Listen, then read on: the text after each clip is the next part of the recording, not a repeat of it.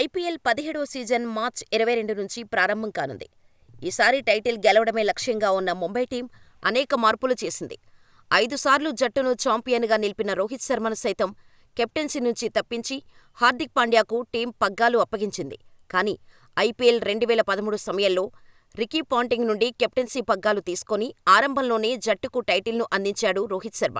2013తో పాటు 2015, 2017, 2019, 2020లో ఐపీఎల్ టైటిల్ను అందించాడు. కానీ హార్దిక్ పాండ్యా రాకతో రోహిత్ శర్మను కెప్టెన్సీ ప్లేయర్ అంబటి రాయుడు ఆ ఫ్రాంచైజీ తీసుకున్న నిర్ణయాన్ని తప్పుపట్టాడు. తాజాగా అంబటి రాయుడు మాట్లాడుతూ భారత టీ20 జట్టుకు కెప్టెన్గా ఉన్న రోహిత్ శర్మను మరో ఏడాది పాటు ముంబై కెప్టెన్గా కొనసాగించాల్సి ఉండేది అని చెప్పాడు.